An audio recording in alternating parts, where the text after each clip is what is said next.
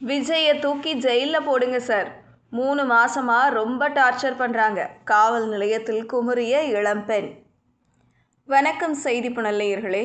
தமிழக வெற்றிக் கழகத்தின் தொண்டர்கள் தொடர்ந்து தம்மை பற்றி ஆபாசமான வகையில் சமூக வலைதளங்களில் கருத்துக்களை பதிவிட்டு வருவதால் கட்சி நிர்வாகிகள் மீது நடவடிக்கை எடுக்க தவறிய விஜய் மீது நடவடிக்கை எடுக்குமாறு இளம்பெண் புகார்.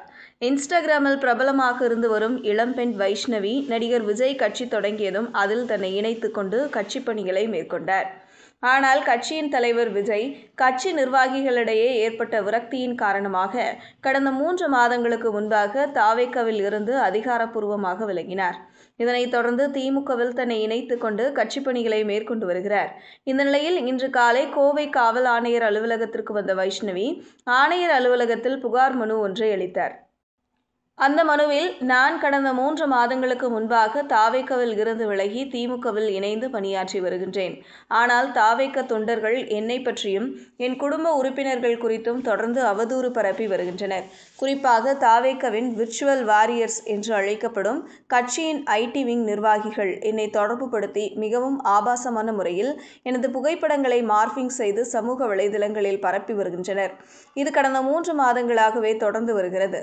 விர்ச்சுவல் வாரியர்ஸின் அத்துமீறலை கட்சியின் தலைவர் விஜய் கட்டுப்படுத்துவார், அவர்களை கண்டிக்கும் வகையில் ஒரு அறிக்கையாவது வெளியிடுவார் என்று காத்திருந்தேன். ஆனால் விஜய் அதுபோன்று எந்த நடவடிக்கையும் மேற்கொள்ளவில்லை. இதனால் மிகுந்த மன உளைச்சலுக்கு உள்ளான நான் வேறு வழியின்றி தற்போது காவல் நிலையத்தை அணுகியுள்ளேன். என் மீது அவதூறு பரப்பும் விர்ச்சுவல் பாய்ஸ் மற்றும் கட்சியின் தலைவர் விஜய் மீது நடவடிக்கை எடுக்குமாறு ஆணையர் அலுவலகத்தில் புகார் மனு அளித்துள்ளேன்.